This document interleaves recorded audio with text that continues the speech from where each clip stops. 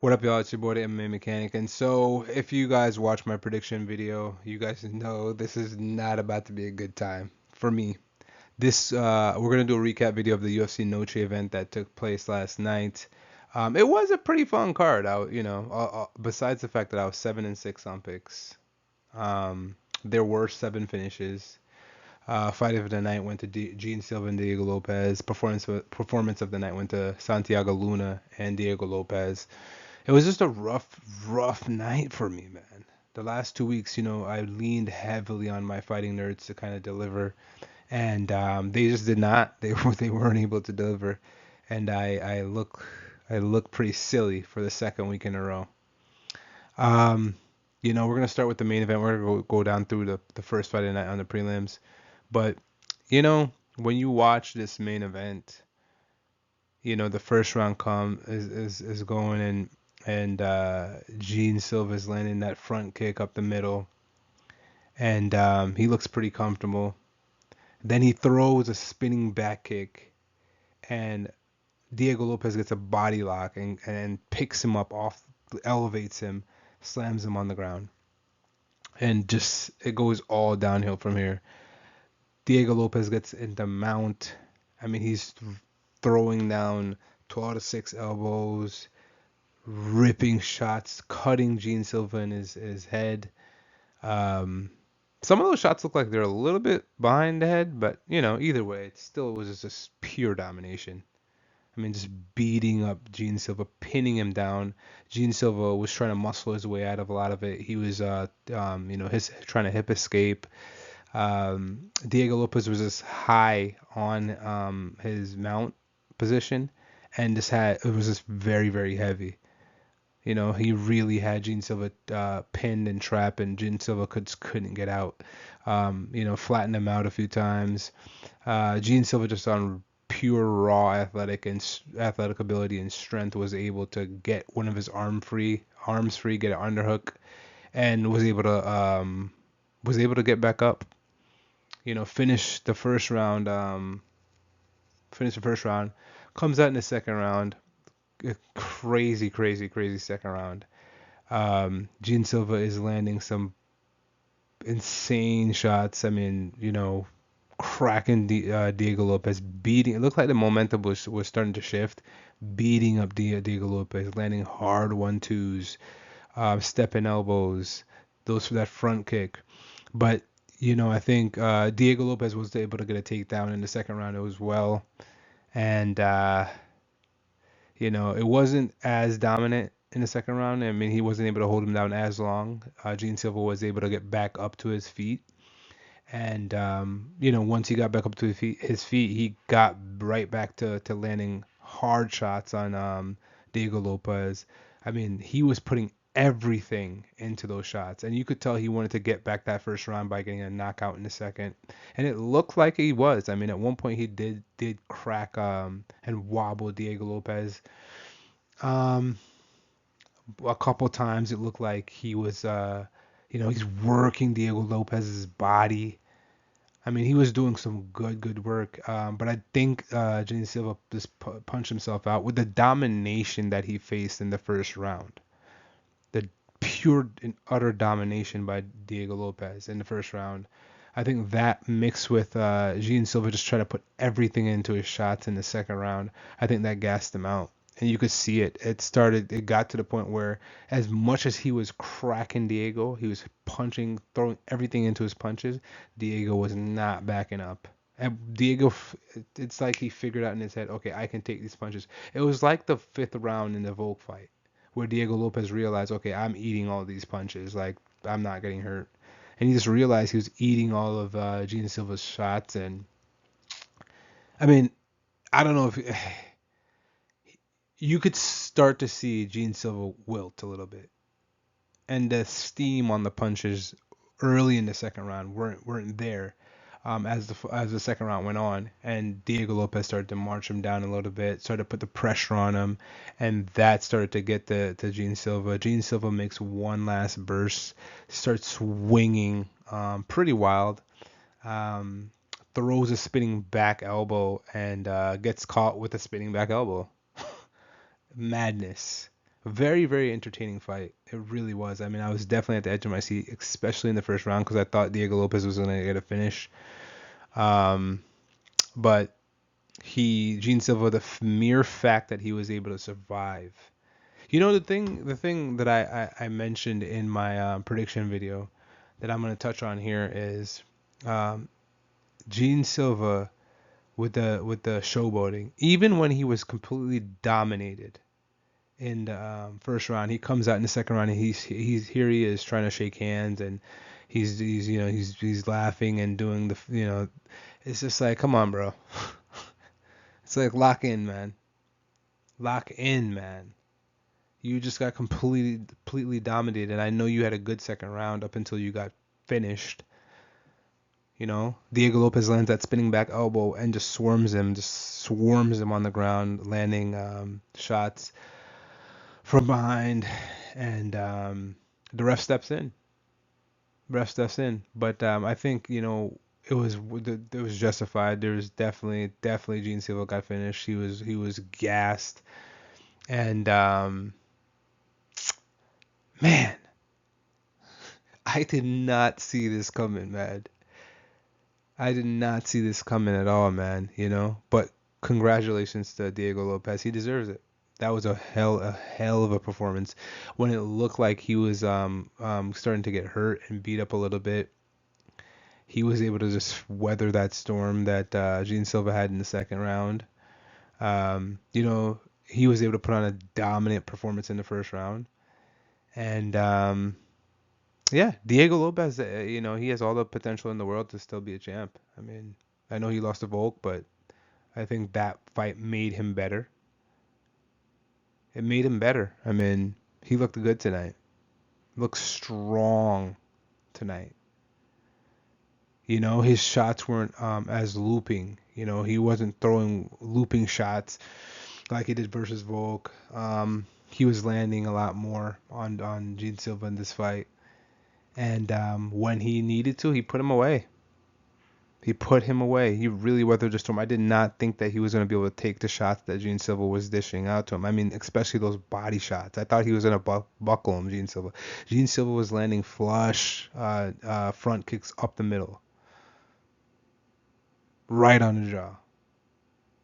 Diego Lopes has a chin, man. If you go back and watch that second round, some of the shots that Gene Silva was landing was just insane.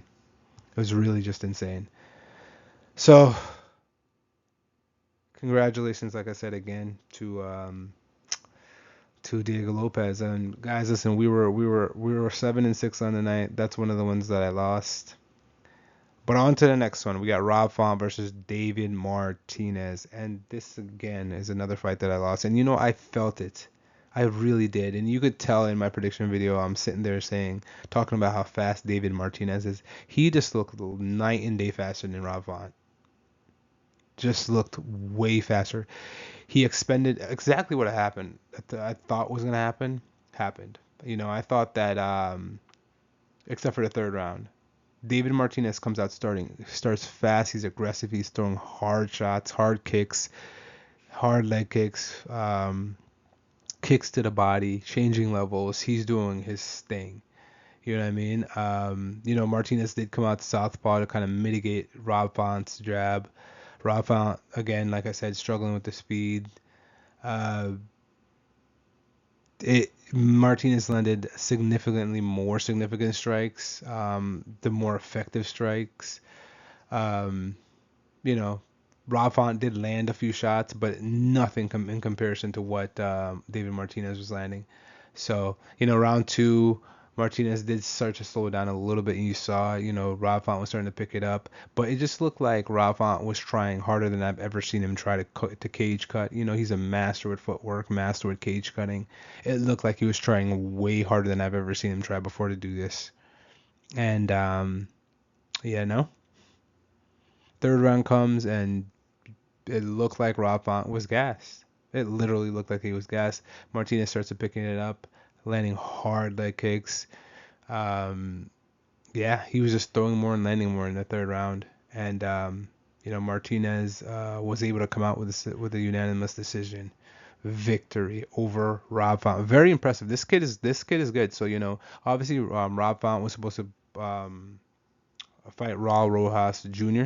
and Raul Rojas had to pull out with the injury. So Martinez steps in and gets a very, very, very, very big career win. I mean, this is his second fight in the UFC, and he gets a Rob Font and wins this fight. Impressive, man. Very, very, very impressive. Did not see this coming whatsoever. And this is good. I'm excited to see what happens next for him.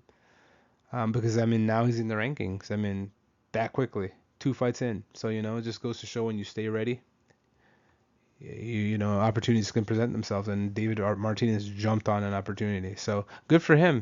Good for him on this card. On to the next, we got Rafa Garcia versus Jared Gordon. What a war this was, man. What a war. The main card was pretty good.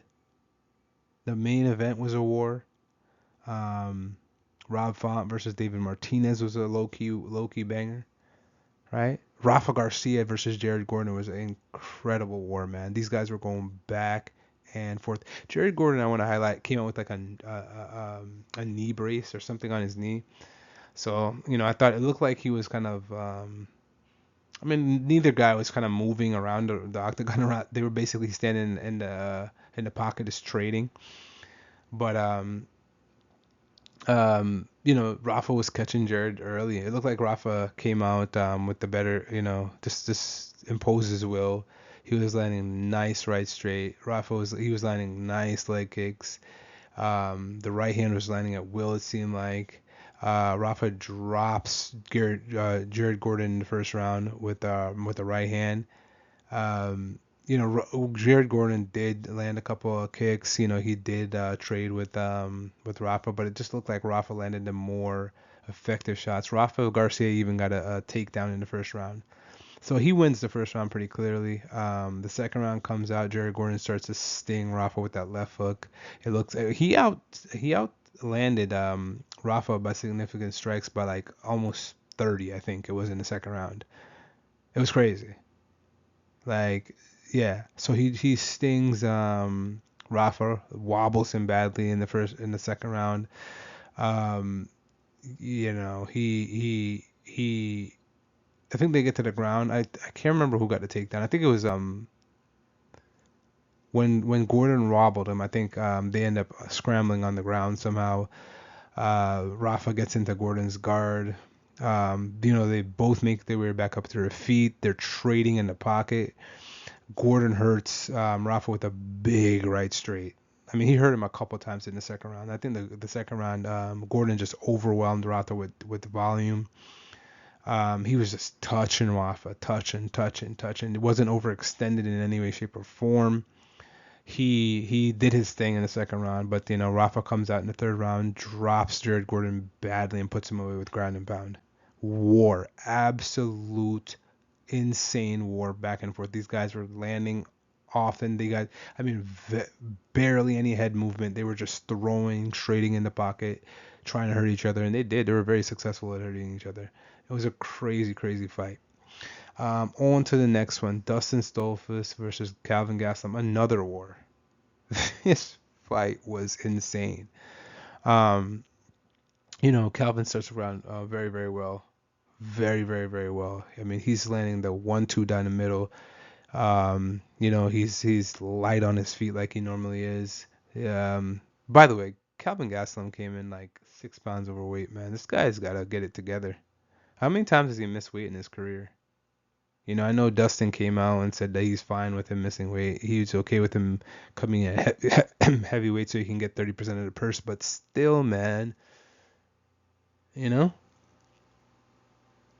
don't think that Dustin would have been able to knock him out or anything like that. But Dustin cracked him with some shots, Who knows, Dustin was very busy to the body in the first round. He did get a takedown in the first round. He landed some good shots, But I would say Kelvin was just his hands looked fast, even though he was very heavy. His hands looked very fast in this fight. He dropped Dustin. I want to say what 2 or 3 times. He dropped him with a insanely fast 3-piece combo in the second round. It was so fast. It was crazy. He starts the round landing a 4-piece combination. He puts his punches together very, very well. Gastelum puts his punches together very, very well. He wobbles Gastelum. He had some, Stoltzfus, did his thing though. He was able to weather the storm. He didn't get knocked out in the second round like I thought he would. And I mean, he was landing some nice kicks to the body. Nice kicks to the body. But I think that, again, Kelvin just lands the better shots. Putting combinations together more. And he's able to win this fight. It was round 3 was back and forth, a lot of forward pressure from Kelvin. These guys went to war, man. It was a very, very fun fight to watch. I'm surprised this didn't win anything, or they didn't. They probably took care of him. I mean, this is a really good fight. The main card, like I said, was a fun back and forth. All the fighters deserve their flowers on the main card for sure, for sure. But we did get this one right. Kelvin Gastelum did win. There was a couple times where he could have knocked him out. He wobbled him, dropped him a few times in the second. Wasn't able to get him out of there. But yeah, still a very, very good fight. Very good war back and forth. Diego Ferreira versus Alex Hernandez. Very surprising here. Ferreira comes out. Diego comes out stalking him, just walking him down, landing teeps and jabs, outlanding him, just winning every single moment of this fight until he got knocked out. Diego Ferreira was knocked out in this fight. Round 2 starts, it was much more the same. Hernandez was on the back foot. Ferreira just landing more volume. It looked like Hernandez was even afraid of the power. Hernandez rocks Ferreira badly and finishes him with a vicious ground and pound in the second round. So, good win for Alex Hernandez. Who did he call out? Did he call someone out? I think he didn't call anybody out, but he said he wanted to fight another time this year. So good for him, man. He's kind of having like a little resurgence right now. His career didn't start off the best. He took some losses, but he's looked good. He beats Chase Super he finishes Chase Super and finishes Diego Ferreira. The kid's got some good boxing, Alex Hernandez, man. I mentioned that before. He has good boxing. So we'll see we'll see what happens with Alex Hernandez. Santiago Luna versus Quang Lee.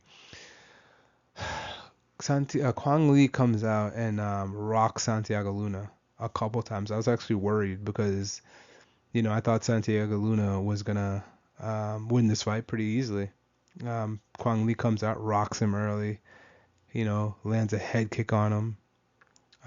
But Santiago Luna keeps his composure, and he's able to finish Quang Lee with a left hook. Very, very, very, very impressive win.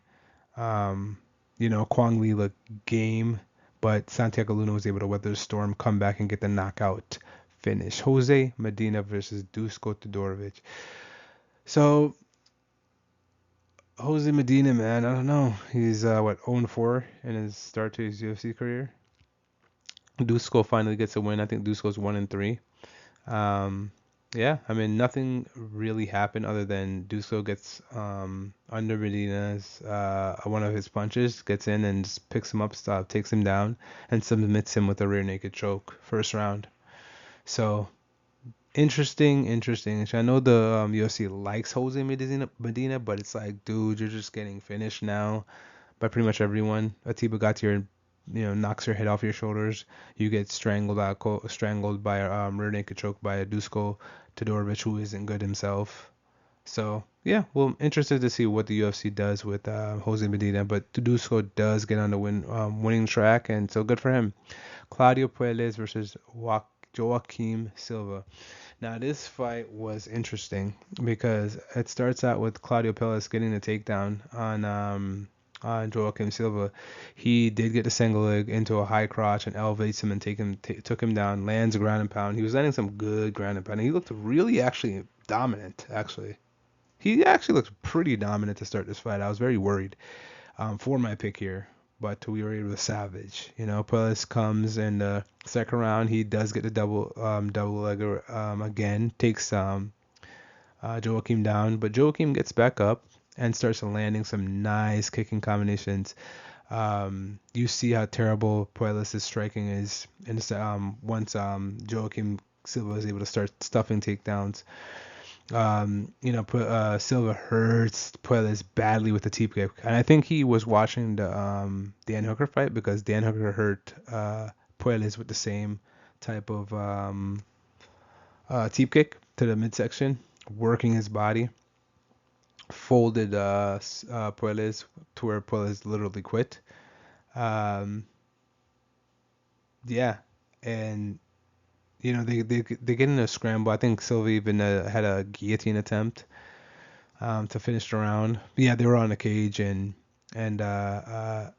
Joaquim Silva jumps to Gilly, and Puelles is able to survive, but Puelles, in the third round, Puelles does get a double takedown, but Silva again gets back up.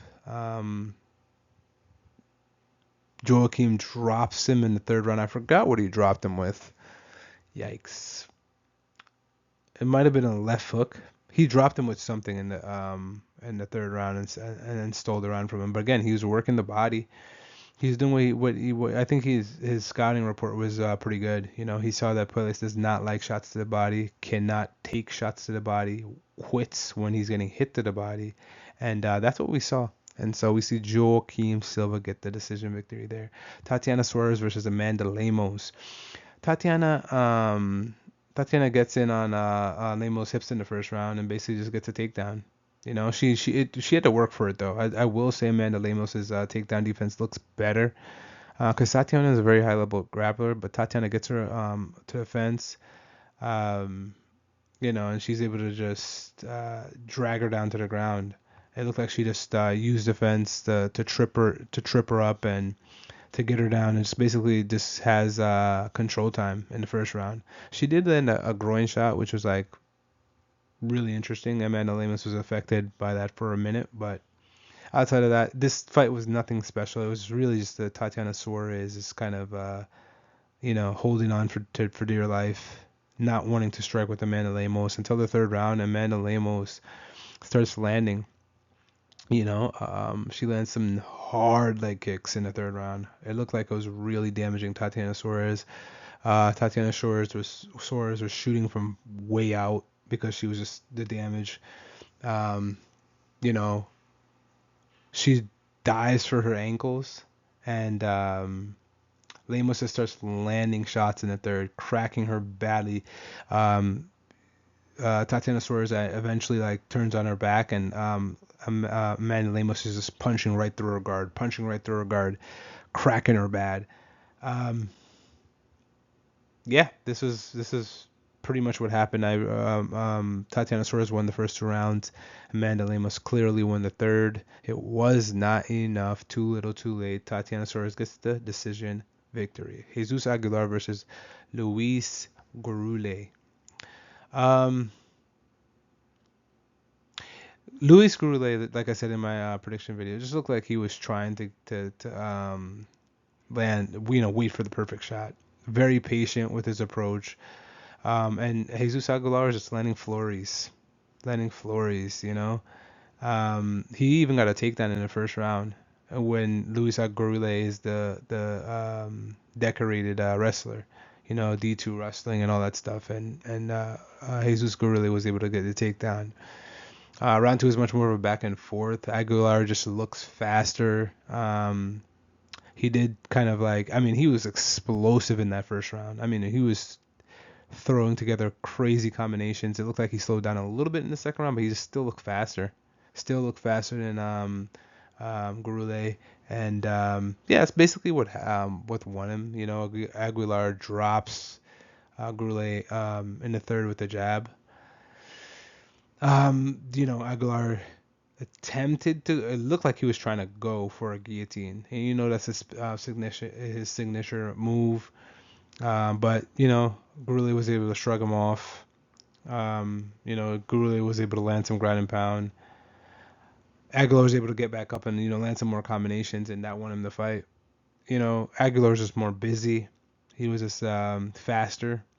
And it looks like he was even stronger in this fight than Gurule. So Aguilar gets the win. That was the underdog pick of the night. Sedriques Dumas versus Zachary's. Sedriques Dumas. Zachary's hits Sedriques Dumas with a groin shot. Sedriques Dumas cannot continue to fight. I'm not counting this one on my record for tonight. So yeah, basically it was a groin shot. Zachary hit him with a groin shot. It's a no contest. Nothing happened in this fight. Alden Correa versus Alessandro Costa. I was very surprised by this. Alden Correa looks good, man. He came out controlling the distance with feints and level changes. Alessandro Costa was just a fish out of water. He was completely lost. Had no idea how to deal with Alden Correa. No idea. Second round, Alden Correa was able to get a takedown. Alessandro Costa reverses it and German suplexes Alden Correa. But outside of that, he did threaten a rear naked choke, Alessandro Costa, when he got Alden Correa's back. But Alden Correa was able to reverse the position, and he was able to finish around landing some ground and pound. Some pretty savage ground and pound on Alessandro Costa. So, again, he just looks, he looked better everywhere than Alessandro Costa, and Alessandro Costa had nothing for him. First round couldn't do anything, so second round he had to get the takedown. Third round, Alden Correa lands better shots, swarms Costa on the fence and on the corner, and the ref steps in and stops the fight. Swarms him on the fence. Very, very, very impressive win. He was just masterful. He was better everywhere. Over Alessandro Costa, I did not expect that to happen. I thought Alessandro Costa was going to be the more physical guy. Didn't even look like he was trying to lean on his leg kicks like he should have, like he did in his last couple wins. So he ends up losing that fight. Alden Correa looks good. On to the next round. Montserrat Rendon versus Alex Pereira. First round, you see the size difference. Alex Pereira, basically the whole fight, Alex Pereira is just on a back foot. The first round, at least. First round and then midway through the second, Alex Pereira is just on her back foot, trying not to get taken down. Montserrat was pressuring her, trying to cage cut. Alex Pereira was not, she wasn't letting her hands go like that. The second round, she starts landing that right straight down the middle on her back foot, though. She tries a few Superman punches. It was just the pressure of Rendon. Rendon was actually even landing combinations, throwing, 1-2s. She was landing that majority of the fight. She was very slow. It was the same thing for the whole fight. Not much happened in this one besides Rendon just basically, pressuring Alex Pereira. Alex Pereira on the back foot. Later in the fight, she starts to throw some more punches, but she has a lot of nothing punches. She doesn't have any steam on her shots, it looks like. She's 19, though. She has a long way to go. I think she will get better. She's very big for the division. Rendon was the better girl tonight. She gets the decision victory. But I do think we will see Alex Pereira improve. At 19 years old, you're already in the UFC. I think we'll see her improve, and we'll see her sometime down the line in the future. On to the first fight of the night, and the Ultimate Fighter finale was determined. Daniil Donchenko versus Rodrigo Cezinando. Daniil is good, man. Exactly what I thought was going to happen. He's more elusive. He was in and out. He was cutting angles better than Rodrigo. Rodrigo was just trying to blitz forward and land double legs and trying to take him down, pressure him. But Daniil was staying at bay. He was staying at a safe distance, landing elbows, stuffing takedowns, defending takedowns, cut Rodrigo badly with the elbow, and finishes him. Yeah, he drops Rodrigo Cezinando in the first round with the right hand, and swarms him and finishes him in the first round. So yeah, guys, it was a very, very, very good, fun fight card. A lot of finishes. Unfortunately, my fighting nerds, just aren't as good as we thought potentially. They'll be back. I'm pretty sure they'll be back. They're too smart. They're gonna go in the lab, get better. We'll see them back. Good fight night, guys. On to the next one. It's your boy, the MMA Mechanic. Like, comment, share, subscribe, bell icon, all of the above. Until next time.